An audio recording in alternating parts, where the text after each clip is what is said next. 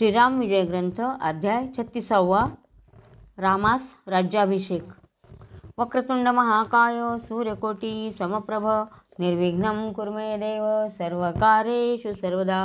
गणनाथ गणपती रविशुक्र बृहस्पती। श्रीराम विजय ग्रंथ प्राकृतवाणी प्रवर्तते। श्रोता वक्ता सावधाना भवन्तु। श्री गणेशाय नमः। श्री सीतारामचंद्राभ्याय नमः। जो सद्गुरु आद्य निर्विकार, जो ब्रह्मादिकांचे माहेर, जो आदिमायेचा निजवर, तो हा रघुवीर रघुकुळी अनंत ब्रह्मांडाचा करता, जो प्रलय काळाचा शासन करता, तो भरताग्रज तत्वता नंदीग्रामी राहिला। अयोध्येचे जनसकळ षोडश पद्मे राजदळ, सैन्य उतरले तुंबळ नंदीग्राम वेष्टोनिया। अष्टादश पद्मे वानरदळ, 72 कोटी रिससबळ, 56 कोटी गोलांगुल यथावकाशे उतरले। यावरी विश्रव्याचा सूत बिभीषण जो का पुण्यपंडित, त्याची असुरसेना अद्भुत रघुनाथ भक्त उतरले। अष्टादश औक्षणी वाजंत्रे बिभीषणाची गर्जती गजरे, त्याहुनी अयोध्येची परिकरे अहोरात्रे वाजती। शत्रुघ्न आणि सुमंत हे मांबरे शिबिरे बहुत, उभी करते झाले तेथ लक्षानुलक्ष ते काळी। त्यासी रत्नजडित स्तंभ वरी खचित कळस सुप्रभ, त्यांच्या तेजे करुणी नभ उजळले ते काळी। हे राम लक्ष्मण सीता सगळे कुठे आलेले आहेत? नंदीग्रामाच्या तिथं आलेले आहेत आणि तिथं भरत राहत होता त्या ठिकाणी। मग तिथं कोण आलेले आहेत? तर अयोध्येचे सगळे लोक आलेले आहेत आणि तिथं सर्व उतरलेत। कोण? अष्टादश म्हणजे 18 पद्मे वानरदळ बघतायत ते सगळे। तर 18 पद्म वानरदळ, 72 कोटी अस्वल, 56 कोटी गोलांगुलते गोल तोंडाचे लाल तोंडाचे माकडं, आणि त्याच्यानंतर बिभीषण आणि बाकीच्या बिभीषण आणि त्यांची सुद्धा असुरसेना ते पण उतरलेले आहेत। आणि हे सर्व रामाचे भक्त होते ते उतरले आहेत तिथं। अष्टादश औक्षणी वाजंत्रे बिभीषणाची गर्जती गजरे, त्याहुनी अयोध्येची परिकरे अहोरात्र वाजती। शत्रुघ्न आणि सुमंत हे मांबरे शिबिरे बहुतर, उभी करते झाले तेथ लक्षानुलक्ष ते काळी। इतके सगळे आल्यानंतर सुमंत आणि शत्रुघ्नांनी हे शिबिर तयार केलेत, म्हणजे तंबूंसारखे तयार केलेले आहेत त्यांना सर्वांना उतरायला। त्यांचे रत्नजडित स्तंभ कसे होते? ते रत्नजडिताचे खांब लावलेले होते त्याला, त्या तंबूंना रत्नजडित स्तंभ वरी खचित कळस सुप्रभ, त्यांच्या तेजे करुणी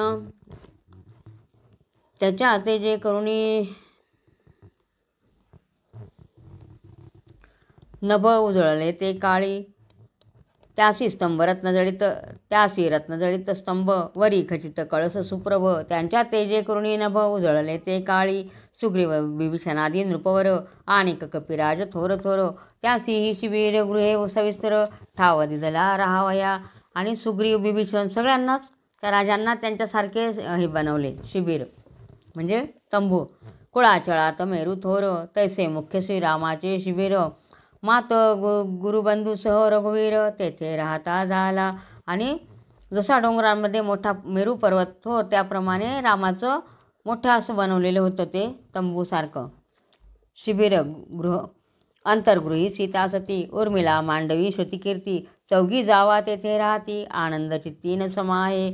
मग त्या अंतःपुरामध्ये कोण राहत होत्या? उर्मिला, मांडवी, सीता, श्रुतिकीर्ती या सगळ्या एका ठिकाणी राहत होत्या चौघी जावा। आला ऐकता रघुवीर, पातला जनक राज शशुर, संगे दळभार अपार वाद्य गजर होत असे। आणि राम आलेला ऐकल्यानंतर जनक राजा सुद्धा आलेला आहे तिथं वाद्यांचा गजर करीत सैन्य घेऊन। 56 देशीचे नृपती, पावले तेव्हा शीघ्रगती, सप्तद्वीपी नवखंडिती जे वस्ती, धावती करभार घेऊन या। आजूबाजूचे राजेसुद्धा 56 देशाचे राजेसुद्धा आलेले आहे, करभार घेऊन आलेले आहेत ते। धावले सकळ ऋषीश्वर, नाना साधनी व्रती थोर थोर, योग याग टाकुनी समग्र येतुई रघुवीर पावया। तर अनेक प्रकारचे साधना करणारे जे रघुवीर हे होते, ऋषी मुनी सगळे आपापले साधना टाकून पाहायला आलेले आहेत, आपलं व्रत टाकून रामाच्या दर्शनाला आलेले आहेत।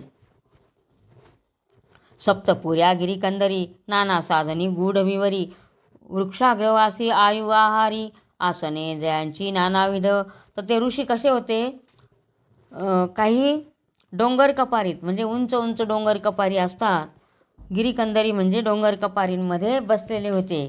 काही भुयारांमध्ये बसलेले होते. काही झाडांच्या शेंड्यावर बसून तप करणारे नुसतं वायू पिऊन तपसाधना करायची असे होते. ते सगळे आलेले आहेत. शमदमादिक साधने, अष्टांग योग दळे दंडने, नाना हठयोगे व्रताचरणे, सांडुनी वेगे धावती, सर्व त्यांचे तपसाधना सोडून आलेले आहेत. तितक्यांसही रघुनंदन उठवणी देत अलिंगण, समस्तांसहित सीता जीवन, वस्त्रमंडपी बैसला, देही विधेही रघुवीर, त्यासी भेटो आला विदेही शशुर, तो जगन्मातेचा पिता मिथिलेश्वर, पद्मज जनके आलिंगिला. आणि मग मिथिलेश्वर म्हणजे जानकीचा पिता जनक, ते पण आलेले आहेत. त्यांनी रामाला आलिंगन दिलेले आहे. असो नर वानर नृपवर, वसिष्ठादी सकळ ऋषीश्वर, त्यासी मंगल स्नान रघुवीर, करिता झाला ते काळी. मग सगळे ऋषी मुनी सगळे आलेले होते. नर वानर सगळ्यांना रामाने आंघोळ घातलेली आहे. लक्षानुलक्ष सुवर्ण कढया, उष्णोदके तापोनिया, सुगंध तैल लावनिया, मंगल स्नाने करवी तसे.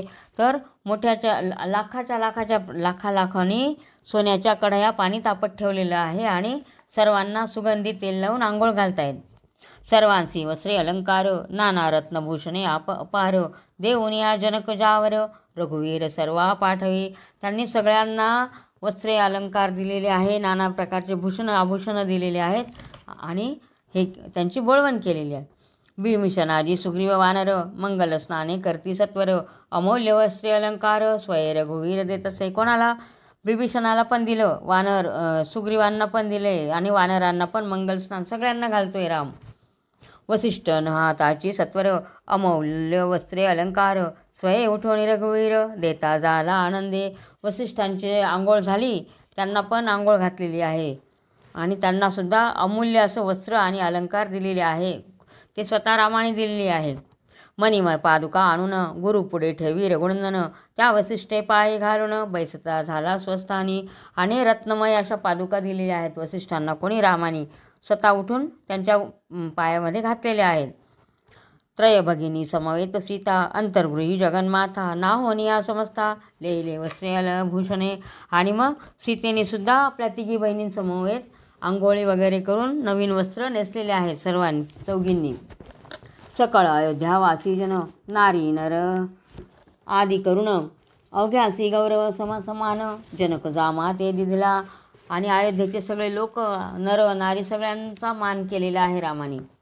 मग बंधूंसहित रघुनाथ, करिता झाला मंगल स्नान, तैल सुगंध लावून जटा उकलल्या मस्तकीच्या. मग रामाने चौघा भावांबरोबर आंघोळीला सुरुवात केलेली आहे. सुगंधी तेल लावलं आणि शेवटी रामा आणि चौघ भाऊ 14 वर्षेपर्यंत भरताकारणे धरिले व्रत, ते आजी विसर्जिले समस्त, सीता वल्लभे ते धवा. अभ्यंग झाल्या समग्र, सुमंते वस्त्रे अलंकार, आणोनिया सत्वर, रघुत्तमासी समर्पिली. मग चौघांनी आंघोळी केलेल्या आहे, चौघा भावांनी. आणि मग सुमंतांनी वस्त्रे अलंकार आणले आहे आणि रामाला दिलेले आहेत. जो लावण्य मृतसागर, तिलेईला वस्त्रे अलंकार, भरते पादुका सत्वर, मस्तकीच्या पुढे ठेवल्या. नंतर ते वस्त्र अलंकार रामाने घातल्यानंतर भरतानी डोक्यावरच्या पादुका रामापुढे ठेवलेल्या आहेत. मग रघुनाथ आज्ञे करून, सौमित्री भरत शत्रुघ्न, चौथा सुमंत प्रधान, मंगल स्नान करते झाले. मग रामाचं स्नान झाल्यानंतर मग लक्ष्मण, भरत आणि शत्रुघ्न तिघांनी केले आहेत नंतर आंघोळी. संध्यादी नित्यकर्मे सारिली, तव पाप निष्पत्ती झाली, सकळ ऋषी नृपते काळी, भोजनासी बैसवले. मग सगळ्यांचे स्नान संध्या होते तोपर्यंत स्वयंपाक वगैरे झालेला आहे आणि सगळे ऋषी राजे सर्व जेवायला बसलेले आहेत. बिभीषण सुग्रीव वायुनंदन, नळनीळ शरभ गंधमादन, बंधूंसहित रघुनंदन, भोजनासी बैसले, सगळे बसले. मणिमय कनकताटे शोभले, रत्नखचित आडनिया तळी, उदक पात्रे भरुनिया ठेविली, समसमान सर्वांशी. ताटं कशाचे होते? रत्न लावलेले असे सोन्याचे ताटं होते. आणि त्यांच्या ज्या आपण म्हणतो आडकण, ताटाखाली आडणी म्हणता, वडगण म्हणता किंवा काही भाषेमध्ये, किंवा आडकण म्हणता. तर त्या कशाच्या होत्या? रत्नजडित अशा होत्या, त्या ताटाच्या खाली ठेवायच्या आडण्या. उदक पात्रे भरुनिया ठेविली, समसमान सर्वांशी. रजता चळा ऐसा केवळ, तैसा भात वाढिला निर्मळ, पंचभक्षे परमान्य सोज्वळ, फळपत्र शाखा शोभती. तर भात वगैरे जे काही अन्न केलेलं आहे ते सर्व कोशिंबिरी फळं भाज्या वगैरे वाढलेल्या आहेत. दधी मधूद घृत दूध मध, आपलं दही मध दूध आणि तूप, शर्करा पंचामृत वाढित, साखर आणि पंचामृत सर्व वाढलं. पंक्ती सजे ते रघुनाथ, तेथे काही न्यून नसे. आता एवढं सर्व वाढलेलं अन्न आहे ते. ती अन्ने वर्णावी समस्त, तरी का व्यर्थ वाढवावा ग्रंथ, सकळ जीवांसहित रघुनाथ, तृप्त झाला भोजनी. आता तिथं काय काय अन्न केलेलं होतं त्यांचं जर वर्णन करत राहिलं तर ग्रंथ मोठा होईल म्हणे. त्यामुळे कशाला ग्रंथ वाढवायचा, तर जिथं राम आहे तिथं सर्वांची तृप्तीच होते म्हणे, असं हे लेखक म्हणतायत. हस्त प्रक्षाळून निर्मळ, त्रयोदश गुणी तांबूळ, सर्वांसहित तमाल नील, घेता झाला ते काळी. सर्व जेवण तृप्त झालेले आहेत आणि मग सर्वांचे हात धुवून त्रयोदश गुणी विडा प्रत्येकाला दिलेला आहे. रामकोटी मन्मथनात तात, 3 दिवस राहिला तेथ, वसिष्ठे काढिला दिव्य मुहूर्त, अयोध्या प्रवेश करावया. आणि मदनापेक्षा असा सुंदर असा राम तिथं 3 दिवस राहिलेला आहे नंदीग्रामामध्ये. आणि नंतर वसिष्ठांनी सुमुहूर्त काढलेला आहे. पुष्पार्क योग बहु सुभद्र, रामचंद्रासी उत्तमचंद्र, त्या सुमुहूर्ती गुण समुद्र, उठता झाला ते काळी. लागला वाद्यांचा गजर, भेरी ठोकल्या 14 सहस्र, विभीषणाची वाद्ये समग्र, वाजो लागली ते धवा. विभीषण सुग्रीवादी भूपती, बैसले तेव्हा दिव्यरथी, वाद्य गजरे करुणी क्षिती, हालो लागली ते धवा. दिव्यरथी रघुनाथ, बैसला तेव्हा सीतेसहित, शत्रुघ्न आणि भरत, चामरेवरी ढाळीती. सहस्रांचे सहस्रवेत्रधार, पुढे मार्ग करीती सत्वर, नगरद्वाराजवळी रघुवीर, पावता झाला ते काळी. तर आता ते कुठे चाललेले आहेत, अयोध्या प्रवेश करायचा आहे म्हणे, म्हणून ते सर्व दिव्य अशा रथांमध्ये जायला निघाले आहेत. पण मग त्याच्या आधी वसिष्ठांनी जो मुहूर्त काढून दिलेला होता तर तो कोणता होता, पुष्य नक्षत्रावरचा योग होता, की रामचंद्रांना उत्तम म्हणजे चंद्र त्यांच्या याच्यात होता चांगल्या ठिकाणी, असा तो आपण म्हणतो गुरुपुष्यामृत. तर तो पुष्यार्क योग त्यांनी काढून दिलेला आहे. आणि तो सुमुहूर्त पाहून सगळे आता अयोध्येमध्ये जायला निघाले आहेत. सर्वजण आपापल्या रथांमध्ये बसून चाललेले आहेत आणि पृथ्वीमध्ये एकदम वाद्यगजरांनी आनंदित झालेली आहे पृथ्वीसुद्धा. दिव्यरथी रघुनाथ, बैसला तेव्हा सीतेसित, शत्रुघ्न आणि भरत, चामरेवरी ढाळीती. तर त्या रथामध्ये कोण बसलेलं, सीता आणि राम बसलेले आणि त्यांच्यावर चामर कोण ढाळत होतं, भरत आणि शत्रुघ्न चामर ढाळत होते. सहस्रांचे सहस्रवेत्रधार, पुढे मार्ग करीती सत्वर, नगरद्वाराजवळी रघुवीर, पावता झाला ते काळी. सप्तपुर्यात अतिश्रेष्ठ, अयोध्यापुरी हे वरिष्ठ, सकळ विद्या माझी सुभट, अध्यात्मविद्या जैसी का. तर सर्व पुऱ्या आहेत, ज्या 7 पुऱ्या ज्या आहेत त्यांच्यामध्ये श्रेष्ठ काय आहे, तर अयोध्यापुरी ही सगळ्यात श्रेष्ठ. कशी, तर सर्व विद्यांमध्ये अध्यात्मविद्या जी आहे ती श्रेष्ठ आहे. त्याचप्रमाणे अयोध्यासुद्धा सर्व पुरींमध्ये श्रेष्ठ आहे. अयोध्येची रचना ते क्षणी, कपी असुर पाहती नयनी, देवराजपुरी उपमेयुनी, अयोध्येसी तुलिता पै. तर अयोध्येची जी रचना आहे ते सर्व वानर असुर आणि सर्व पाहत होते. तर त्या अयोध्येला कशाची उपमा कमी पडेल, इंद्रपुरी देवराजपुरी म्हणजे इंद्रपुरीची म्हणजे स्वर्गलोकाची सुद्धा उपमा कमी पडेल म्हणे. अयोध्ये भवती उपवन, उपमेसी उणे नंदनवन, वृक्ष सदा सुफळ संपूर्ण, गेले गगन भेदित, सूर्यकिरणे न दिसती तळी. आता अयोध्येचं वर्णन केलेलं आहे. सूर्यकिरणे न दिसती तळी, ऐसी सघन छाया पडली, कस्तुरी मृग सर्व काळी, क्रीडा करती वनात, रावे साळ्या मयूर चातके, लावे बदके तित्तर, नाना पक्षी निरंतर, रामनामे गर्जती, स्फटिक निबद्ध सरोवरे, माझी रातत पले सुहास करे, राजहंस आनंदे थोरे, क्रीडा करती ते स्थानी. अयोध्ये भवते दुर्गपूर्ण, उंच सतेज अतिगहन, नागफणाकृती शोभायमान, चर्या त्यावरी विकसिती. तर आता अयोध्येचं जे वर्णन केलेलं आहे तिथे जे नंदनवन होतं तर त्याच्यावर काय उपमा द्यावी म्हणे, तिथं वृक्ष सदा सुफळ आणि हे होते म्हणे, सदा फळाफुलांनी बहरलेले होते. कसे होते, उंच उंच गगनभेदित असे. तर जिथं सूर्यकिरणसुद्धा यायला जमत नव्हतं इतकं. तिथं काय होते, कस्तुरी मृग होते, ते सदा वनात क्रीडा करायचे. पक्षी कसे होते? रावे, साळ्या, मयूर, मोर होते, पोपट होते, कोकिळा होत्या, चातक होते, बदक होते, तितर होते, सगळ्या प्रकारचे पक्षी होते. आणि ते काय म्हणत होते? ते सदा रामनामाचा जप गरजत होते, गर्जना करते रामनामाची. सरोवर कसे होते? स्फटिकांचे घाट बांधलेले होते म्हणे, त्या पाण्याचे स्फटिकासारखं पाणी होतं. आणि तिथं कोण राहत होतं? राजहंस तिथं क्रीडा करत होते म्हणे, असं ते वर्णन केलेलं आहे. नंतर दुर्ग, अयोध्येच्या भोवती जे तट बांधलेले होते ते कसे होते? उंच उंची नागफणाच्या आकृतीचे बनवलेले होते आणि त्यांच्यावर मुखवटे ठेवलेले होते. त्या याच्यावर नागफणी ते दुर्गांवर. की ओळीने जडले गबसती, दुर्गांवरी वृक्ष विराजती, ते सदा फळी निराळ भेदिती, कपी पाहती समस्त. आणि त्यांच्यावर मुखवटे जे बांधलेले होते ते आकाशाला भिडणारे असे होते म्हणे. जैसे कणकाद्रीचे सूत, तैसे पुढे भो ते विराजित, महाद्वारे लखलखित, तेज अमीपनस न वर्णवे, ऐरावती देवपाळ, बैसवनी महाद्वारे जाईल, तेवी 24 योजने विशाळ, ओतप्रोत अयोध्या. तर त्यांचं जे मुख्य द्वार होतं, महाद्वार जे होतं, तर ते कसं होतं? जसं ऐरावतावर बसून इंद्र असा सरळ निघून जाईल इतकं उंच होतं म्हणे ते. 24 योजने विशाळ असं उंच होतं ते. अयोध्येचा बाजार विस्तृत, मृगमदाचा सुवास सुटत, मठमंडप चौबारा शोभत, रत्नजळीत अपूर्व. तो अयोध्येचा बाजार होता, तिथं सुगंध असा कस्तुरीचा सुगंध सुटलेला होता म्हणे. हिरे यांच्या मदालसा झळकती, वरी मुक्तांचे हंस नाचती, पाचूचे रावे शब्द करीती, घरोघरी नवल हे, विणे टाळ मृदंग वाजवण, लयपे करीती सुस्वर गायन, रत्नपुतळ्या करती कीर्तन, हस्तसंकेत दाखवण्या. तर तिथं टाळ विणा असं सगळं वाजवून गायन चाललेलं असायचं म्हणे त्या अयोध्येमध्ये. शतखनी निर्मळ गोपुरे विशाळ, खनोखनी पुतळ्या निर्मळ, अणुमात्र लागता निळ, फिरवून नृत्य करती. तर त्यांच्यावरती कठपुतळ्या ठेवलेल्या होत्या, त्या गोपुरे होते त्यांच्यावर, आणि त्यांना वाऱ्याचा धक्का लागला की ते फिरून फिरून नाचायच्या म्हणे त्या. अवतारले पे रत्नजळित, गोपुरांवरी सतेज झळकत, उड्डुगनासी नवित, लक्षावधी चोहीकडे.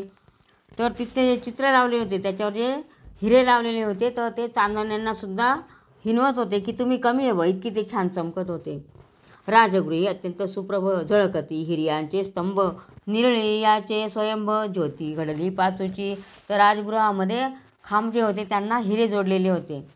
सुवर्ण तुळवट लंबायमान, वरी पाचूचे दांडे सघन, माणिकांच्या किलच्या संपूर्ण, तेजे करून लखलखीत. तर त्या तुळ्या ज्या होत्या तर त्या कशाच्या होत्या? सोन्याच्या होत्या, लांब अशा सोन्याच्या तुळ्या होत्या, आणि त्याच्यावर पाचू आणि खडे लावलेले होते रत्नजळीत. अष्टमहासिद्धी घरोघरी, नवनिधी तिष्ठती महाद्वारी, समान बुद्धी नरनारी, पुण्य रहाटी वर्तती. तर प्रत्येकाच्या घरी काय होत्या? अष्टमहासिद्धी होत्या, आणि त्यांच्यामध्ये नवविधा भक्ती सगळ्यांमध्ये होती. आणि सगळ्या स्त्री पुरुषांची बुद्धी कशी होती? सगळ्यांची सारखी होती. कशी? की त्यांच्यामध्ये सर्व पुण्य करण्याचीच इच्छा व्हायची. मृत्यू रोग दरिद्र दुःख, दुर्बुद्धी अवर्षण पाप शोक, तस्कर कापट्य पीडा निंदक, अयोध्ये माझी नसेची. तर तिथं मृत्यू रोग दारिद्र्य दुःख हे काहीच नव्हतं, आणि दुर्बुद्धी दुष्काळ हे काहीच नव्हतं तिथं. कुठे? त्या अयोध्येमध्ये. किंवा कपटी लोक नव्हते, निंदा नव्हत्या, काहीच नव्हतं. छत्रासी एक दंड प्रसिद्ध, सुमनहारासी गुंफिता बंध, सारी खेळता मारी सुबुद्ध, शूरत्व युद्धी जाणीजे, घरासी न येता ऋषी भिक्षुक, घरासी न येती ऋषी भिक्षुक, तरी लोकास वाटे परमदुःख, प्रजेची साम्राज्य सुखदेख, देतील तेच घेजे. तर त्यांच्याकडे कोणी भिक्षा मागायला जर आलं नाही तर त्या लोकांना दुःख वाटायचं की अरे आपल्याकडून काही दानधर्म होत नाही. त्रिकाळ गायी दुभती, इच्छिले तितके दुग्ध देती, यथा काळी मेघ वर्षती, उचित समय पाहून या. गायी 3 वेळेला दूध द्यायच्या, आणि दूध किती द्यायच्या? इच्छा होईल तितकं दूध द्यायच्या म्हणे, आणि वेळच्या वेळी पाऊस पण पडत होता. असं ते रामराज्यच होतं ते. धर्मशाळा मंडप विशाळ, हिऱ्यांची लिंगे शोभती सोज्वळ, आरक्त माणिकांच्या निर्मळ, गणेश मूर्ती जगमगती. तिथं धर्मशाळा वगैरे बांधलेल्या होत्या. घरोघरी वेदाध्ययन, न्यायमीमांसा सांख्य संपूर्ण, पातंजल वेदांत व्याकरण, हेच चर्चा होत असे. तर घरोघरी काय चर्चा व्हायची? वेदाध्ययनाची चर्चा व्हायची तिथं. टाळ मृदंग उपांगेसी तेथ कीर्तन करती प्रेमळ भक्त राग उपराग भारे सेत सामगायन करती एक करती. आणि त्यांच्याकडे कीर्तन वगैरे होत होते आणि सगळे भक्तिभावाने सर्व म्हणत होते. ते लास्यकला कुशलभौत एक करती तांडव नृत्य विद्युत प्राय ध्वजतेथ देऊळांवरी झळकती. देऊळं होते त्यांच्यावर विजेसारखे झेंडे पण तळपत होते. चंदनांचे सडे घालुनी वाटा रंगवल्या कुंकुमे करुणी वृद्ध दशा कोणा लागोनी अयोध्ये माझी नसेची. तर त्यांच्या अंगणांमध्ये चंदनाचे सडे घातलेले होते आणि रांगोळ्या काढलेल्या होत्या. आणि त्या अयोध्येमध्ये वृद्ध म्हातारा असं कोणीच नव्हतं म्हणे. नाना तीर्थांची कारंजी भोवत घरोघरी उफाळत निळांचे मयूर धावत बिदो बिदी लवला आहे आळोआळी पाहती मंदिरे एकाहुनी एक सुंदरे गृहागृहाप्रती गोपुरे चित्रविचित्र शोभती. सगळं ते अयोध्येचं वर्णन चालू आहे. असो ऐसी अयोध्या देखुण तटस्थ झाले वानरगण तव पूर्वद्वारी रघुनंदन अयोध्येच्या पातला. मग सगळे वानर आणि बाकीचे सर्व सुग्रीव विभीषण सगळे पाहत आहेत ते अयोध्येचे हे शोभा पाहत आहे. सुख समृद्धी सगळं बघतायत ते. आणि मग असं करत मिरवत मिरवत ते महाद्वाराला आलेले आहेत. आता पूर्वद्वारीला आलेला आहे राम. महाद्वारी गणेश सरस्वती त्यांची पूजा करुणी श्री रघुपती आत प्रवेशला त्वरित गती सकळ नृपांसहित. तर मुख्य दरवाजावर गणेश आणि सरस्वतीची पूजा केलेली आहे आणि आतमध्ये प्रवेश करता येते सगळ्या राजांसमवेत. जैसा नद समुद्री मिळाला नंदनवनी भ्रमर संचारला की चतुर्मुखाचे हृदय निघाला वेद जैसा षडंगेसी.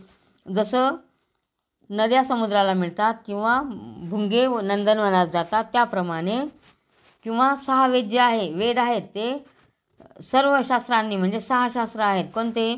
शिक्षा कल्प व्याकरण निरुक्त छंद ही ज्योतिषाची 6 अंगे आहेत. तर ते जसे काही वेदांमध्ये मिळाले त्याप्रमाणे की वृत्रासुर मर्जुन निज मंदिरी प्रवेशे शची रमण ते 20 कळांसहित रघुनंदन अयोध्येत प्रवेशला.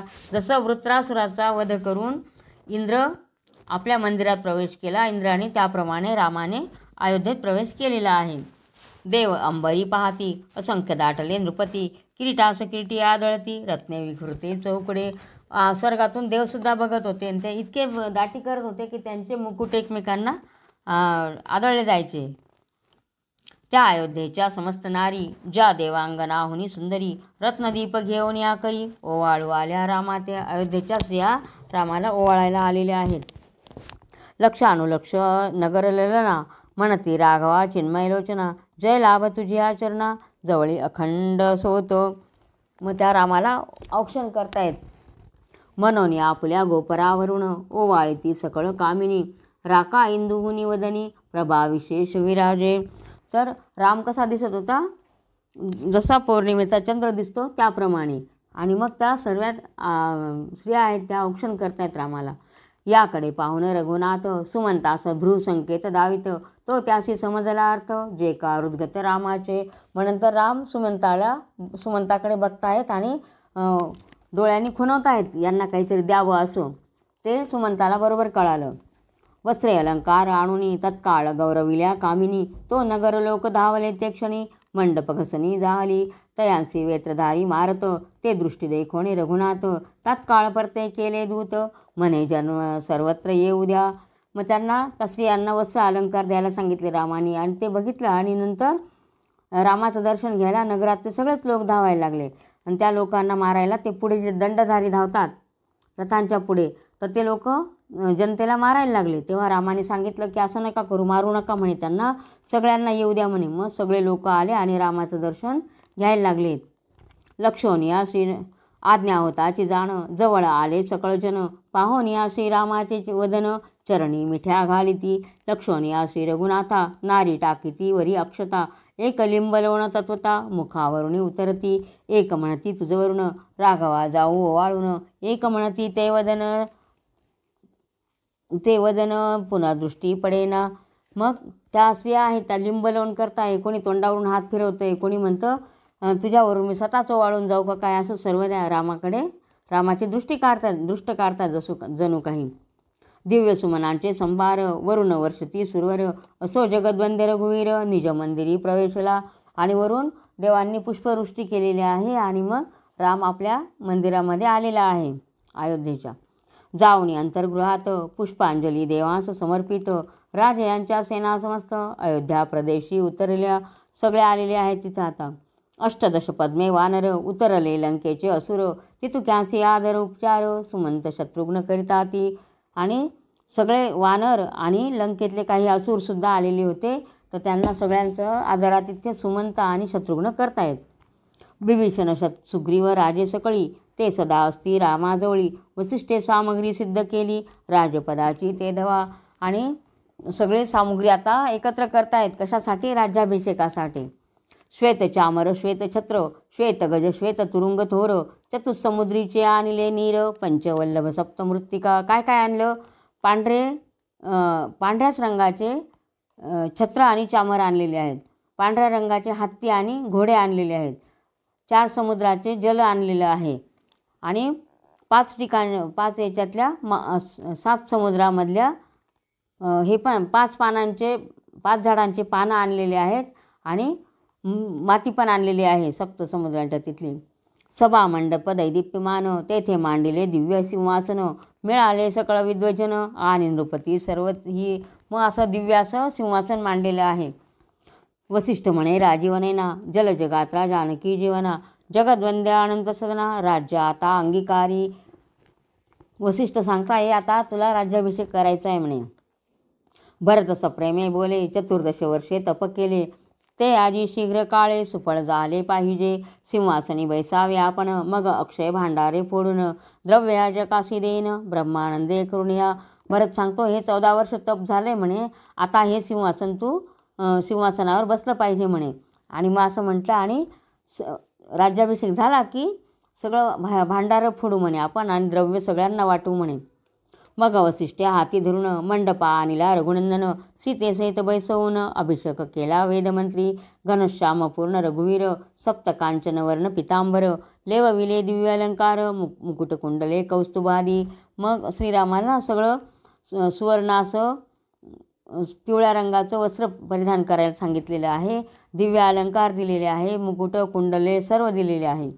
जानकी सह वर्तमान सिंहासनी बैसवला रघुनंदन सकळ भूपती येऊन अक्षदा कपाळी लावती. आणि मग जानकीसह राम आणि सीता दोघांना जानकी आणि रामांना दोघांना सिंहासनावर बसवलेलं आहे आणि सगळे राजे येऊन कपाळाला त्यांच्या अक्षदा लावत आहेत. सुमुहूर्त वेळा साधून सत्वर वरी उभारिले दिव्य छत्र तो सकळ वाद्यांचा गजर होता झाला ते काळी झाला एकची जय जयकार सुमने वर्षती सुरवर सकळ राजयांनी करभार राघवा पुढे समर्पला सर्व नृप करुणी नमन उभे ठाकती कर जोडून भरते भांडार फोडून याचक जन गौरविले. मग सगळे जे राजे होते त्यांनी आपापला करभार राजाला रामापुढे दिलेला आहे आणि अशा प्रकारे रामाचा राज्याभिषेक झालेला आहे. त्याच्यावर छत्र चामर ठेवलेले आहेत सगळे. आणि इकडे भरतानी भांडारं फोडून सगळ्या याचकांना दानधर्म आरंभ केलेला आहे, दानधर्म करायला. उदार धीर रघुवीर ज्याचा बंधू भरतवीर मोठा बांधून अपार द्रव्य ना हो म्हणतसे पुरेपुरे हे चिमात याचक बोलती समस्त हय गजरथ अद्भुत दिदळे बहुत याचका. तर इतकं दानधर्म केला की सगळे याचक होते ते आता पुरे झाला, आता नको असे म्हणायला लागले. काय काय दिलं? रथ दिले, हत्ती घोडे सर्व दिले दानधर्मामध्ये. गोदाने भूदाने अपार जे वेदी बोलले साचार तितुके देऊनी द्विजवर सुखी केले ते काळी. ब्राह्मणांना गायी दिल्या आणि जमीन पण दान केली. ऐसा 16 दिनपर्यंत 16 होत असे अद्भुत कळा पात्रेत येऊन तेथ कला दावीत रामापुढे. असा किती दिवस? 16 दिवस हा 16 चाललेला होता. आणि मग तिथं काही कलाकार जे होते ते कलाकारसुद्धा त्यांच्या कला येऊन दाखवत होते रामाच्या सभेमध्ये. ऐसा लक्ष्मण आणि भरत शत्रुघ्न आणि सुमंत युवराज त्यांचे देत श्री रघुनाथ ते समयी वस्त्रेभूषण देऊन चौघे केले मुख्य प्रधान तुमच्या अनुमते करून राज्य चालवीन रामामध्ये. मग लक्ष्मण भरत शत्रुघ्न यांना सगळं युवराजपद दिलं आणि मुख्य प्रधान हे चौघे म्हणजे सुमंतसुद्धा हे चौघे मुख्य प्रधान केले. आणि मग राम म्हणे हे तुम्ही चौघांच्या संमतीनेच राज्यकारभार चालवेल म्हणे मी. असो दिव्याने निर्मण सकळ रायांसी दिधले भोजन वस्त्र अलंकारी पूर्ण सेनेसहित गौरविले. श्रीरामाची आज्ञा घेती सेनेसहित सकळ नृपती स्वदेशाप्रती तेव्हा जाती गुणवर्णिती राघवाचे. असं उत्तम प्रकारचं स्वयंपाक करून सगळ्यांना जेवण दिलेलं आहे आणि मग वस्त्र अलंकार देऊन त्यांचा गौरव करून आता रामाची आज्ञा घेऊन सर्व चाललेले आहेत ते. सुग्रीवा आणि विभीषणास राम म्हणे एक मास नित्य भोजन पंक्ती राहविले एक मास नित्य भोजन पंक्तीस नाना विलास सोहळे. आणि सुग्रीवाला आणि विभीषणाला 1 महिनाभर ठेवून घेतलं रामाने. सिंहासनी बैसता रघुनाथ बंधू भवते आनंद भरित भक्तिरसे शत्रुघ्न भरत चामरे वरी वारिती. आणि सिंहासनावर राम बसल्यानंतर भक्तियुक्त अंतःकरणाने शत्रुघ्न आणि भरत त्यांच्यावर चामर ढाळत होते.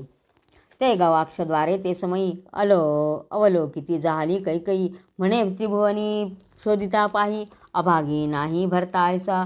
तर ते एका खिडकीतून ती बघते कोण कैकई आणि म्हणते की भरतासारखा अभागी कोणीच नाही म्हणे. कारण काय तर तो छत्र चामर ढाळत होता कोणावर रामावर. 14 वर्षे भिकारी जाऊनी बैसला वनांतरी शेवटी बंधूचे दास्य करी चामरे वरी वारी तो माझे पूर्व पाप फळासे आले ऐसे भरताची माता बोले. वसिष्ठास बोलावून ते वेळे कैकई सांगे एकांती. तर ती मनात विचार करते काय माझा मुलगा आहे म्हणे किती अभागी आहे 14 वर्ष भिकाऱ्यासारखा वनवासात जाऊन बसला आणि आता राम परत आला तर त्याच्यावर छत्र चामर ढाळतो म्हणे हा म्हणे. तर किती म्हणे असं म्हटल्यावर ही कोणाला सांगते तर वसिष्ठांना सांगते. म्हणे माझी या पोटी भरत दरिद्री जन्मला अत्यंत बंधूचे दास्य करीत मज हे दुःख वाटते. म्हणे काय म्हणे माझ्या पोटी असा जन्माला आला म्हणे दरिद्री म्हणे आता मला खूप वाईट वाटतंय म्हणे. तर तेव्हा तिला वसिष्ठ सांगतायत. मग बोले ब्रह्मसूत अजून तरी राहे निवांत ग्रासिला राजा दशरथ वना रघुनाथ धाडिला सच्चिदानंद ब्रह्मपूर्ण तो हा अवतरला रघुनंदन मूर्खे तुझं हे नाही ज्ञान अद्यापि का कळेना. तर ह्याला वसिष्ठ तिला सांगायला लागले आता तरी गप्प बैस म्हणे. राजाला तर तू खाल्लेलंच आहे म्हणे. राजाला खाल्लं रामाला वनवासात धाडलं म्हणे पण तो खरंच सच्चिदानंद आहे म्हणजे परब्रह्म आहे म्हणे. तो राम परत आलेला आहे म्हणे. आता तरी तू सावध हो म्हणे आणि असं मूर्खासारखं बोलू नको तुला काही कळत नाही का म्हणे असं सांगतोय तो. ब्रह्मादी देवांची ध्येयमूर्ती हृदय ध्यात अपर्णापती हृदय कमळी वाहती सनकादिक प्रीतीने. शंकरसुद्धा ज्याची भक्ती करतात असा तो श्रीराम किंवा ब्रह्मादी देवसुद्धा त्यांना शरण जातात आणि इतर भक्तसुद्धा त्यांच्या मनामध्ये आहेत म्हणे. भक्तांच्या मनामध्ये रामाची मूर्ती आहे असा तो राम म्हणे. पुराण पुरुष रघुनंदन त्याचे भजनी लावी मन आपुली युक्ती ठेवी झाकून नसती वचने बोलू नको तुझं प्रती सांगावे ज्ञान जैसे का. तर म्हणे तू सुद्धा तू रामाला शरण जा आणि रामाची भक्ती कर म्हणे. हे असं अभद्र काही बोलू नको म्हणे. आणि मग परत म्हणतोय तुझं प्रती सांगावे ज्ञान जैसे कानना माझी रुदन की बधिरा पुढे गायन लसणी कर्पूर घालावे. तुला काय सांगावं म्हणे जसं एखाद्या अरण्यामध्ये रडल्यासारखं आहे म्हणे तुला ज्ञान सांगणं म्हणजे. किंवा एखादा बहिरा आहे त्याच्या पुढे मोठं गाण्याचा कार्यक्रम ठेवला आहे त्याप्रमाणे. पुष्पवाटिकेत पलांडू उगवला परी तो गुणन सांडी आपुला नित्य दुर्गे वाय सौधतला परी कृष्णवर्ण नंचजाय. जसं एखाद्या फुलांच्या बागेमध्ये कांद्याचं रोप उगवलं पण ते फुलांच्या वासापेक्षा कांद्याचाच वास जास्त सुटतो म्हणे. त्याचा गुण तो टाकत नाही. किंवा कावळा आहे त्याला रोज दुधाने आंघोळ घातली म्हणे त्याचं जाईल का म्हणे. त्याप्रमाणे पुष्पवाटिकेत पलांडू उपजला परी तो गुण न सांडी आपुला नित्य दुग्धेवाय सधुतला परी कृष्णवर्ण नचजाय. शर्करेचे आळे केले माझी निजबीज पेरिले परी शेवटी कडू येती फळे व्यर्थ केले कष्ट सर्व. किंवा साखर घालून आळं केलं म्हणे आणि त्या आळ्यामध्ये लिंबाच्या बिया लावल्या तर त्या बियांना साखरेची गोडी येईल का. त्या लिंबाला तर कसे कडूच फळं येतील म्हणे. त्याप्रमाणे सर्व खोटे कष्ट एवढं तुला सांगणं आहे ते सर्व खोटं आहे म्हणे काही उपयोग नाही म्हणे. खापरास परिस घासता परी सुवर्ण नव्हेची तत्वता की दुग्धा माझी हरळ घालता मवाळ नव्हे कल्पाती. एखादं खापरी म्हणे याची मडक्याची आणि त्याला परीस लावला तर सोनं होईल का तर नाही. त्याप्रमाणे किंवा दूध आहे दुधामध्ये वाळू टाकली ती मऊ होईल का नाही. तैसे तुझं प्रती जे जे शिकविले ते सर्वही व्यर्थ गेले आता स्वस्थ राहुनी उगले चित्त ठेवी रघुनाथी. तर आता तरी शांत राह आणि रघुनाथ रामाच्या पायाशी चित्त ठेव म्हणे तुझं. ऐसे शिकवणी तियसी बाहेर आला वसिष्ठ ऋषी, यावर बिभीषण सुग्रीवासी निरोप देत तसे श्रीराम वानरांसी. श्रीराम म्हणे भोजन करुणी गमन करणे, ते केले मान्य वचने अवश्य म्हणती ते धवा. आणि मग इकडे राम बिभीषणाला आणि सुग्रीवांना निरोप देतोय आणि वानरांना सांगितलं की तुम्ही आता जेवण करून घ्या आणि निघा म्हणे तुमच्या वनात. ते दिवशी मोठा सोहळा मेळवणी द्विजांचा मेळा, वानरांसहित सकळा भोजनविधी आरंभिला. प्रेमाची गंधाक्षदा लावी सर्वा सरसित ज्योद्भव पिता, सुमनमाळा तत्वता अर्पित समस्ता आदळे. आणि मग वानरांना सांगितलं आता तुम्ही जेवण करा. आणि मग त्यांचा या दिवशी मोठा सोहळा केला. सर्वांना त्यांचा भोजनाचा विधी आरंभ केलेला आहे, स्वयंपाक केलेला आहे सुग्रास असा. नंतर त्यांना प्रेमाने गंधाक्षदा लावलेल्या आहेत आणि सगळ्यांना सुमनांच्या माळा घातलेल्या आहेत. चैतन्य परिमल द्रव्ये बहुत, सर्वांसी चर्चिली शोभिवंत, अत्तर धूप दीप यथार्थ, करुणी भोजना बैसविले. सगळ्यांना म्हणजे चैतन्य हेच जसं काही सुगंध आहे असं म्हणून त्यांना सर्वांना सुगंधमाळा अर्पण केलेल्या आहेत. आणि हे त्यांना अत्तर व धूप दीप सर्व केलं आहे रामाने. श्रीरामगुरीचे दिव्यान्न त्या सुवासा लागी वेधून, वसंत करी प्रदक्षिण इच्छा भोजन तेथीचे. तर त्या अन्नाचा एवढा सुगंध सुटलेला होता तर देवांना सुद्धा इच्छा वाटली की आपणही जावं भोजनाला. आणि वसंत ऋतूला सुद्धा वाटलं की यावं असं. त्या अन्नाचा सुवास बहुत, त्या अन्नाचा सुवास बहुत, स्वर्गीय देवास आवतू जात, विबुध लाळ घोटीती समस्त. श्रीराम पंक्ती सजेवावया बैसावया सुवर्णपाठ, मांडिले दिव्यरत्नांचे ताट, जडित अडनियांचे प्रकट, दिव्य तेज चौकडेत. सुवर्णांचे पाठ मांडलेले आहे, रत्नखचित असे ताटं आहेत, त्या खाली आडण्या लावलेल्या आहेत रत्नजडीत, त्यांचा प्रकाश पडलेला आहे. सुगंध उदके भरोनिया जवळी ठेविल्या जडिया झारिया, पात्रांप्रती शोभती समया लावूनिया रत्नदीप. नंतर तोट्या असलेल्या झाऱ्या भरून ठेवल्या पाण्याच्या सोन्याच्या अशा. नंतर तिथं समया पण लावून ठेवलेला आहे. प्रथम विश्वास संपूर्ण तेचे आधी वाढिले लवण, विरक्तीची मिरगुंडे जाण नाना साधने त्याची शाखा. विश्वास हे काय आहे, ज्याप्रमाणे विश्वास असतो त्याप्रमाणे आधी काय वाढलं, लवण म्हणजे मीठ वाढलं. मग नंतर विरक्तीची मिरगुंड म्हणजे काय, चटण्या वाढल्या. नंतर नाना साधने आपल्यातले, विरक्तीची चटणी, विरक्ती म्हणजे चटणी, नाना साधनं म्हणजे काय, या शाखा. नंतर सत्कर्माच्या काय आहे, सत्कर्माच्या काय केल्या आहेत, कोशिंबिरी जशा काही. नंतर काय वाढल्या, नवविधा भक्ती. सत्कर्माची कोशिंबिरी वाढिल्या नवविध भक्तीची क्षिरी, निश्चय शर्करा त्यावरी ऐसिया परी शोभ्र दिसे. नंतर त्याच्यावर काय टाकली, निश्चय नावाची साखर टाकलेली आहे. निजबोधाचा भात पूर्ण, निजबोधाचा भात वाढलेला आहे. अक्षय शांतीचे वरी वरान्न, अक्षय शांतीला भावे म्हणून वरण वाढलंय. तेथे अभेद वडे करून, अभेद हे वडे वाढलेत. नाना परीचे वाढिले पूर्ण प्राप्तीचे मांडे थोर, भूत कृपेच्या घारिया सुकुमार, तेलवारिया गोडपुऱ्या पार, मिष्ट ऐसी वाढली. तर पूर्ण प्राप्ती असं काय वाढलेलं आहे, पक्वान्न वाढलेले आहेत. नंतर भूतदया पाहिजे तर त्या भूतदयेच्या काय वाढल्या आहेत, त्या घाऱ्या तयार केलेल्या आहे. नंतर गोडपुऱ्या आणि गोड असं सर्व अन्न वाढलेलं आहे. तर ते कशात तळलेलं होतं, सत्व नावाच्या तुपात. सत्वघृतात तळून गुळवारिया अंतरी गोडपूर्ण, क्षमा फेनिया शोभायमान समसमान सर्वांशी. तर त्या कशात तळलेल्या होत्या, सत्वाच्या तुपामध्ये क्षमा नावाच्या फेन्या तळून वाढलेल्या होत्या सर्वांना. नंतर विवेक पापड चांगले, विवेकाचे पापड वाढलेत. वैराग्य अग्निवरी भाजले, विज्ञान तेची अमृत फळे वाढिली केळी सत्वांची. तर ते पापड कशावर भाजलेले होते, वैराग्य नावाचा अग्नी. तर ते विवेक आणि वैराग्य असं ते केले उपमा आहेत त्या. विज्ञान काय तर मग अमृताचं फळ आहे म्हणे. वाढिले केळे सत्वाचे, केळे वाढलेले आहेत. सर्वानुभूती समता चोखडी, तेच घमघमीत वाढिली कडी. सज्जन जाणती तेची गोडी, वेदांत शास्त्र वेद तेजे. नंतर त्याच्यामध्ये काय वाढलेले आहे, सगळ्यांच्या भूती जी हे असते सर्वांमध्ये सामावते अशी ती कडी वाढलेली आहे.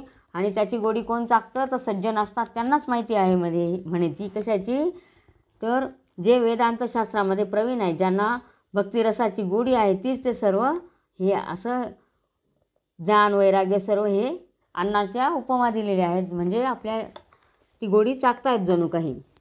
मुख्य गुरुकृपेचे घृत त्याविने अन्न विरस समस्त प्रेमे करुण सद्यस्तप्त शुद्ध करीत अन्ना ते. तर त्या यांच्यामध्ये सगळ्यात अजून काय पाहिजे तर गुरुकृपा पाहिजे म्हणे. तर ते त्याच्याशिवाय अन्नाला गोडी असते का? तूप वाढल्याशिवाय अन्नाचं पूर्ण होत नाही म्हणे अन्न वाढलेलं. तर त्या मुख्य काय पाहिजे तर गुरुकृपा पाहिजे म्हणे. गुरुकृपेचं तूप वाढलेलं आहे. जेवणार बैसले सद्भक्त स्वानंद जळे पात्रे प्रोक्षित देहबुद्धीच्या चित्रा होती तेथ पात्रा बाहेर घालिल्या. तर जेवायला कोण बसलेलं होतं? जे सद्भक्त होते ते जेवायला बसलेले होते आणि ते पाणी कशाने फिरवत आहेत तर त्यांना स्वानंद जळ म्हणजे स्वानंदातलं जे पाणी आहे, स्वानंदाचं जे पाणी आहे त्याच्याने पाणी फिरवत आहे पानाभोवती. नंतर कशाच्या चित्रावती टाकता? चित्रावती म्हणजे ते बाहेर ठेवतात. 2-4 असे तुकडे टाकतात भाताचे किंवा पोळीचे. तर ते देहबुद्धीच्या चित्रावती टाकतात तिथं बाहेर. सोहम गायत्री जपोन. मग सोहम म्हणून हा जणू काही गायत्री मंत्र आहे बा असं म्हणून हे केलेले म्हणे. सोहम गायत्री जपोन देहबुद्धी नावे सोडिले पाणी निवृत्ती आपोषण घेऊनी रामस्मरण गरजिले. मग नंतर सोहम गायत्री म्हटलेली आहे आणि बुद्धीच्या नावाने पाणी सोडलेलं आहे. आणि शेवटी काय पाहिजे आहे तर निवृत्तीचं आपोषण घेतलं म्हणजे जेवण झाल्यावर जे घेतात हातामध्ये थोडंसं पाणी घेऊन पितात त्याला आपोषण म्हणतात. तर ते घेतलेलं आहे आणि शेवटी काय केलं त्यांनी आपोषण घेऊन रामनामाचं स्मरण केलेलं आहे.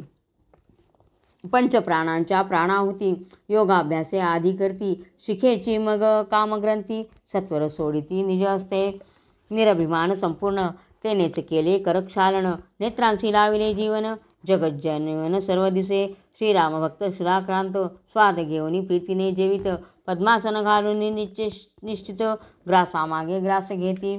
आणि मग सर्व ते आपोषण वगैरे करून ते जेवायला बसते रामनामाचं घेऊन. मग ते पंचप्राणांच्या म्हणजे आहुती घालतायत जसं काही आणि जेवायला सुरुवात झालेली आहे. आणि आपल्यामधला अभिमान सर्व सोडून दिलेला आहे आणि त्यांनी हे जेवायला सुरुवात केलेली आहे. श्रीराम भक्त सुधाक्रांत स्वाद घेऊनी प्रीतीने जेवित पद्मासन घालून निश्चित ग्रासामागे ग्रास घेती भवरोगे जे वेष्टित नाही भाव क्षुधा पोटात जे टकमका उगेच पाहत ग्रास एक न घेवे. आणि ज्यांच्यामध्ये भावरस नाही आहे भक्तिभाव नाही आहे तर ते काय तर ते जेवतील का म्हणे अशा प्रकारे? तर नाही जेवू शकत. म्हणजे रामनामाचं जेवण येते जणू काही ह्या उपमा दिलेल्या आहेत. आणि जे काही भवरोगात किंवा संसार दुःखामध्ये ग्रासलेले आहेत तर ते त्यांना एकसुद्धा घास खाता येणार नाही. तर ते काय करतात ते नुसते टकमका बघत राहतात म्हणे. त्यांच्याकडून एक घाससुद्धा खाल्ला जात नाही. चंद्रोदवी द्रवे सोमकांत इतर पाषाण कोरडे समस्त तैसे श्रीराम पंक्तीस जेविले भक्त अभाग्या प्राप्त कैसे ते. तर अशा प्रकारे रामाच्या पंक्तीला जे जेवलेत तर ते तृप्त झाले आणि जे अभाग्य आहे त्यांना कसं काय भाग्य मिळेल म्हणे एवढं. ऐसे जेविती आनंदे नामे गरजती महाशब्दे भावे चर्चा करती ऋषी वेदे ज्याचे स्मरणे करुणिया जे दैवी संपत्तीने सौभाग्य होती तेच रामपंक्तीस जेविती तृप्तीचे ढेकर देती ब्रह्मानंदे करुणिया. ज्यांना दैवी संपत्ती लाभलेली आहे म्हणजे देवाची कृपा लाभलेली आहे त्यांनाच तृप्तीचे ढेकर येतात म्हणजे त्यांना ब्रह्मानंद मिळू शकतो. जे त्रिभुवनपतीची राणी वाडी जानकी त्रिजगत जननी तेथे न्यून पदार्थांची कहाणी कदा काळी पडेना. तर जिथं प्रत्यक्ष जगन्माताच वाढायला आहे तर तिथं काय कमी पडणार आहे म्हणे. स्वानुभव जळ सेवून कर्मधर्माचे उत्तरापोषण घेऊन उठले ते जन आचवले पूर्ण संसारा. ज्यांना स्वानुभव आलेला आहे आणि त्यांनी नंतर कर्मधर्माचं उत्तर आपोषण म्हणजे जेवणाच्या शेवटी घेतात ते घेतलेलं आपोषण घेतलेलं आहे आणि उठले आहेत ते आता. अमानित्व अदंभित्व हे चिविडे घेती समस्त निजधन नाम मुद्रांकित दक्षिणा देती याचिका. तर त्यांनी विडे कशाचे घेतलेले आहे? अदांभिकत्व म्हणजे दांभिकपणा नाही आहे किंवा अमानवपणा म्हणजे त्यांच्यामध्ये मानवता आहे. जे म्हणजे ज्यांचा दांभिकपणा नाही आहे यांना हे विडे याचेच विडे मिळालेले आहेत असं. भक्तीची भूषणे वस्त्रे सद्भक्तांशी दिदली राजीव नेत्रे तो सोहळा वर्णावया वक्त्रे सहस्रवदना शक्ती नव्हे. मग रामाने भक्तीचे भूषण दिले म्हणे जसे काही भक्तांना सद्भक्तांना तर तो सोहळा शेषाला सुद्धा वर्णन करता येणार नाही. ऐसे स्वपंक्तीस बैसवून दिदले सकळांसी भोजन, मग सभा मंडपास येऊन रघुनंदन गौरवी तया, मुकुट कुंडले सर्व अलंकार आपण स्वय देत रघुवीर, तैसेची इतर वानर गौरविले रघुनाथे. मग परत सर्वांना वस्त्र अलंकार कुंडले सगळं दिलेले आहे आणि सन्मान केलेला आहे रामाने. बिभीषणा आणि सुग्रीव जांबुवंत त्यांच्या सेना ज्या ज्या समजतो ती तुका गौरवी रघुनाथ, वस्त्रे अलंकार देऊन या. बिभीषणाचे, सुग्रीवाचे आणि जांबुवंताचे जे जे काही लोक बरोबर आलेले सैन्य होतं त्यांना सगळ्यांना वस्त्र अलंकार देऊन गौरव केलेला आहे. 2 सिंहासने 2 छत्रे, बिभीषण सुग्रीवा दिदिली राजीव नेत्रे, दिदिली कित्येक उत्तर वस्त्रे, नाना वस्तू अपार. मग बिभीषणाला आणि सुग्रीवाला उत्तम असे हे दिलेले आहे त्यांनी, 2 सिंहासनं आणि 2 छत्र दिलेले आहेत. आणि नंतर उत्तर वस्त्रे म्हणजे उपरणे पण दिलेले आहे. परी पुढे असे हनुमंत, याकडे न पाहे रघुनाथ, वानरगण पाहती समस्त, विपरीतार्थ देखोन या. आणि त्यांच्या पुढे मारुती उभा होता, पण त्यांच्याकडे त्या मारुतीकडे राम बघत सुद्धा नव्हते. मग वानर बघत होते की हा मारुतीकडे बघत सुद्धा नाही बा राम. हनुमंता ऐसे निधान, तरी कान पाहे रघुनंदन, हे सकळ ब्रह्मांड ओवाळून तयावरून टाकावे.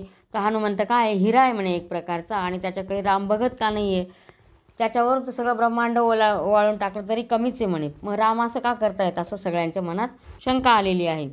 ज्याच्या उपकारांच्या राशी अपार, मेरू परिस झाल्या थोर, त्यासी द्यावया अलंकार, दृष्टीस काही दिसेना, मग उठवून या रघुपती, हृदय दृढधरी मारुती, म्हणे तव हृदय निशिती, मीच सर्वदा रायन. आणि मग याला काय द्यावं, मारुतीला काय द्यावं, त्यांनी एवढे हे केलेलं आहे, उपकार केलेले आहे, तर त्याच्यापुढे मला देण्यासारखं काहीच नाही म्हणे.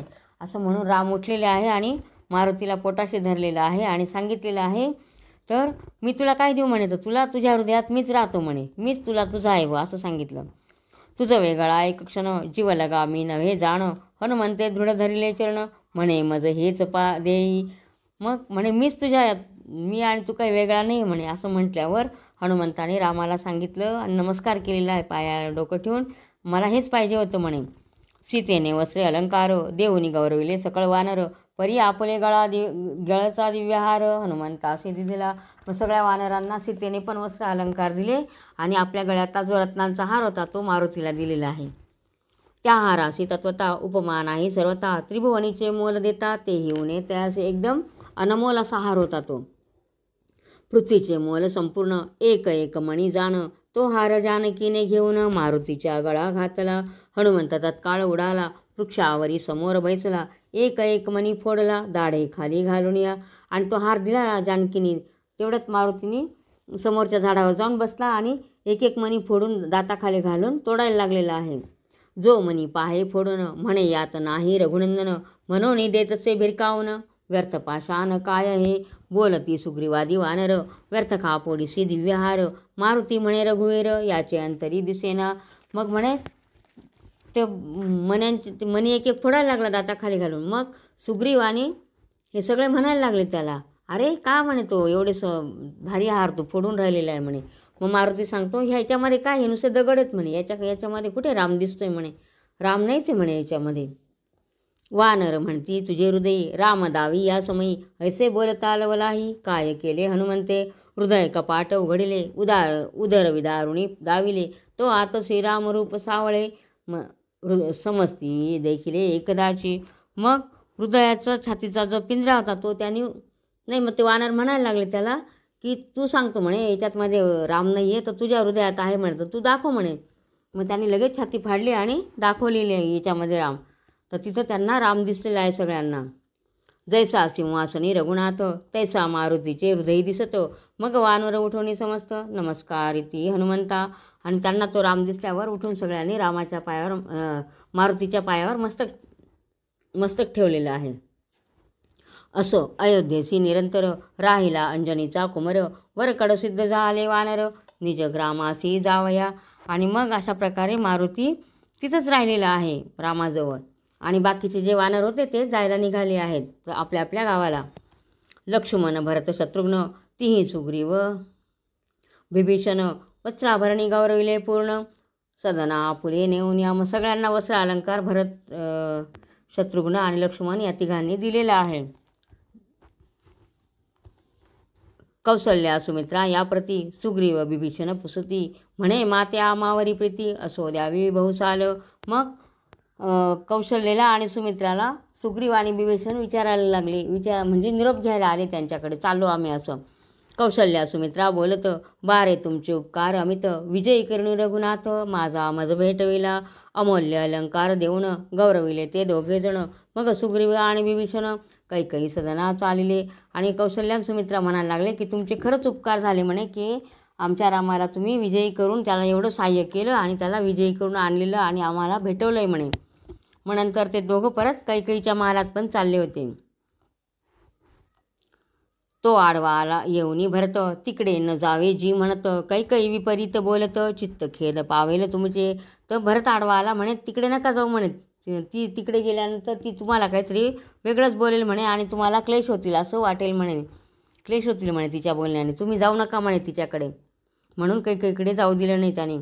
ऐसे भरते बोलणं परतविले सुग्रीव बिभीषण, रघुनाथाजवळी येऊन आज्ञा मागती जावया, उभे राहिले जोडून. मग त्यांनी रामाची आज्ञा घ्यायला आलेले आहेत ते. उभे राहिले जोडून कर सर्वांचे अश्रूंनी भरले नेत्र, म्हणती राघवा निरंतर सर्वथा आम्हा न विसरावे म्हणे, रामा तू आम्हाला कधीच विसरू नको म्हणे.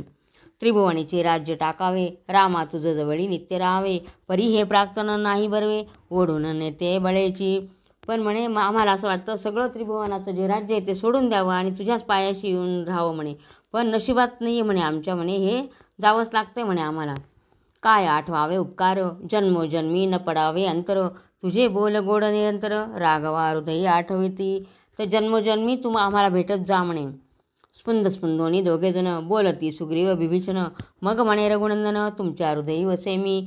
रडू नका म्हणे, मी कायम तुमच्या हृदयातच राहील असं राम म्हणतायत.